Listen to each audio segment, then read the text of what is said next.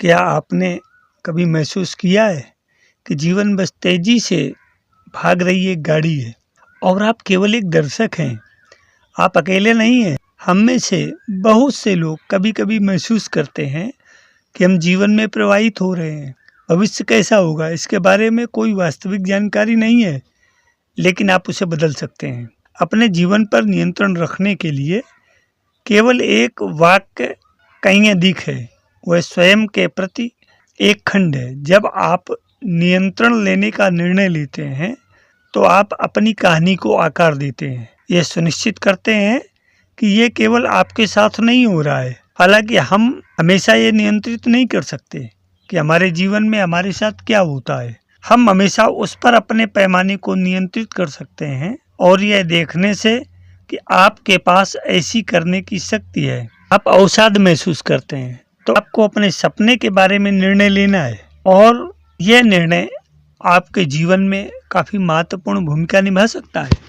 मनुष्य के रूप में अपने जीवन पर नियंत्रण पाने की चाहत तो स्वाभाविक है। यह हमारे मानस में गहराई से समाया हुआ है, जिससे हम जीवन जीने के तरीके पर प्रभाव डालते हैं। जब इसे खत्म करना स्पष्ट होता है तो यह बहुत सारी भावनाएं उत्पन्न हो सकती हैं। इन भावनाओं को खंडित करना, स्वीकार करना, स्पष्ट करना और अधिक नियंत्रण पूर्ण जीवन प्राप्त करने के लिए खुद को मजबूत बनाने की दिशा में काम करने में मदद कर सकता है। अतिचिंतन या ओवर थिंकिंग मन की नकारात्मक दिशा में कल्पना करने व सोचने का अतिवादी स्वरूप है, जिसके चलते हम किन्हीं परिस्थितियों की प्रतिक्रिया स्वरूप सीमा से अधिक सोचते हैं या भूत और भविष्य के बारे में सोचकर परेशान हो जाते हैं। कोई चीज बुरी लग जाती है तो उसके बारे में बारंबार सोचने लग जाते हैं। ये जहाँ व्यक्ति की कार्य क्षमता को प्रभावित करती है तो वहीं बढ़ने पर तन मन के स्वास्थ्य पर प्रतिकूल प्रभाव डालती है और क्रमशः जीवन की सुख शांति के लिए खतरा बन जाती है। इसके दुष्प्रभावों को देखते हुए इसके कारण तथा निवारण पर विचार अवश्यंभावी है। अभीष्ट हो जाता है। यह कोई रोग नहीं बल्कि एक नकारात्मक आदत है जो व्यक्ति के शारीरिक और भावनात्मक संतुलन को बिगाड़कर एक सामान्य व स्वस्थ जीवन को दुष्कर बना देती है। इसको यदि संभाला नहीं गया तो यह उद्विग्नता, अवसाद और पैनिक अटैक जैसी मानसिक अवस्थाओं की ओर ले जाती है, जिनके साथ अनिद्रा, उच्च रक्तचाप तथा तनाव जैसी समस्याएं जीवन में घर कर सकती हैं। इसके दुष्परिणाम कुछ इस प्रकार से परिलक्षित हो सकते हैं: निर्णय लेने में कठिनाई होना, क्रोध व तनाव की अवस्था में रहना, अकेलेपन का भाव तथा दूसरों के दृष्टिकोण को न समझ पाना, बार बार नकारात्मक विचारों को दोहराना व उनका मन मस्तिष्क पर हावी हो जाना तथा कार्य में ध्यान केंद्रित करने में कठिनाई होना।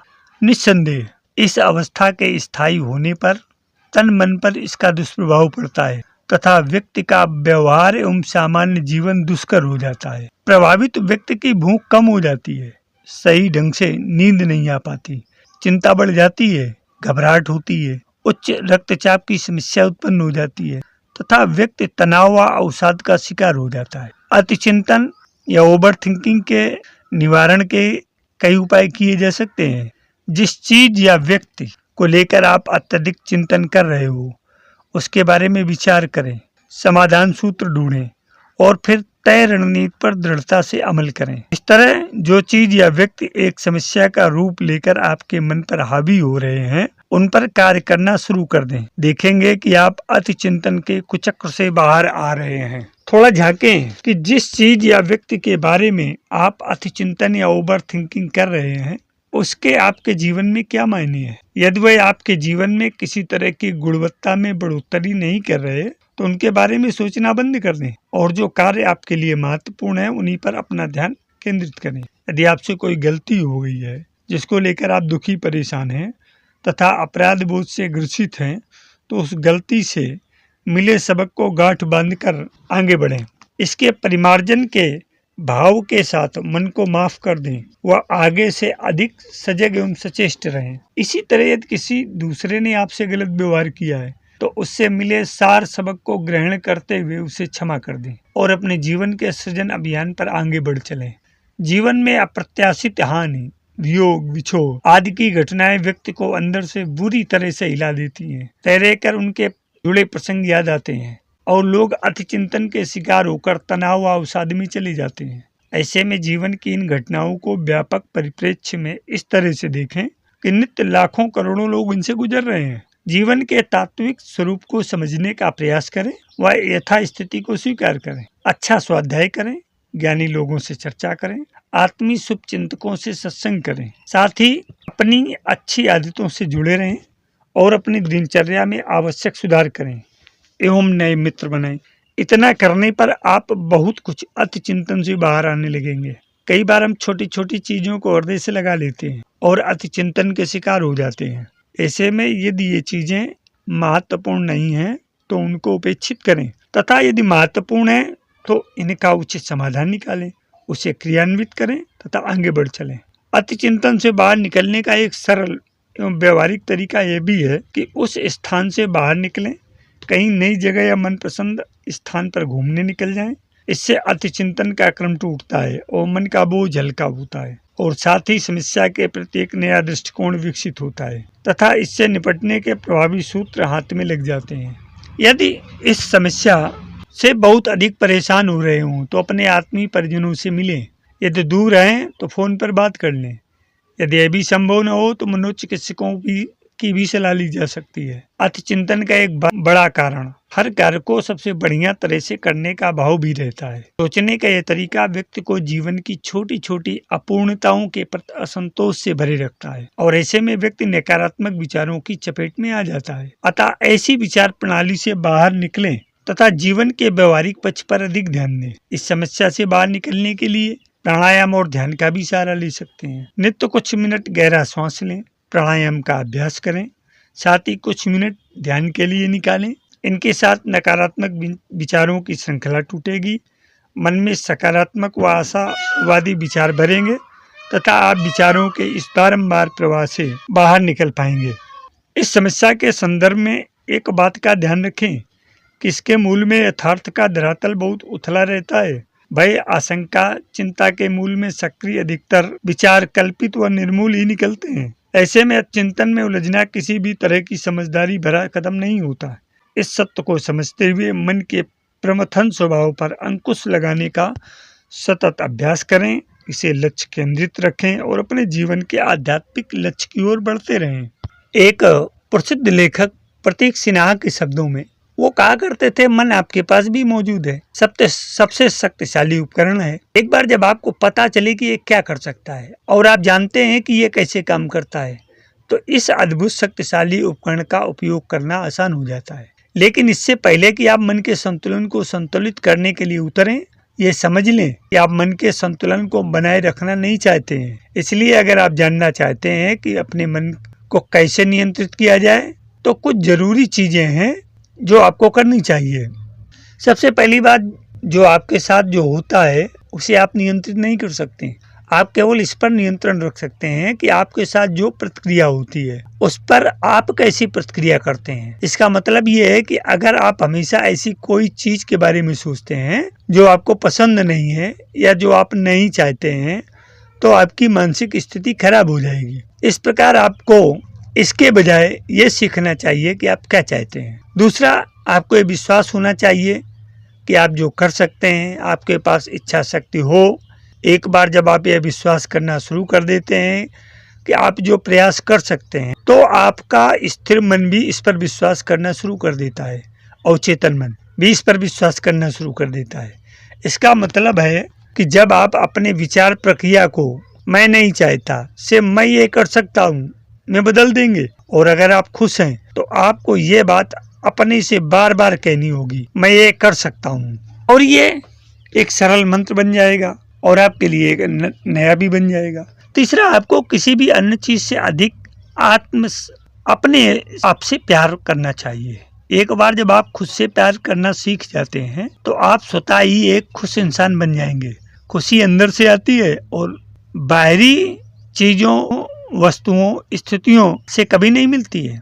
यदि आप वास्तव में खुद से प्यार करते हैं तो आप अपने जीवन में उन सभी को आकर्षित करने में सक्षम होंगे जो आप चाहते हैं। चौथा है, डिस्क्रिप्शन व्यू को अपने मन में आने से रोकें। ऐसा करने का सबसे अच्छा तरीका यह है कि जैसे ही नकारात्मक विचार आपके मन में प्रवेश करें, उन्हें अपनी मर्जी से बाहर कर दें।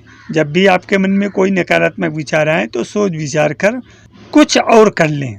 आपका चेतन मन बस नए नकारात्मक विचार ग्रहण करना चाहता है और उसका मनोरंजन करता रहता है।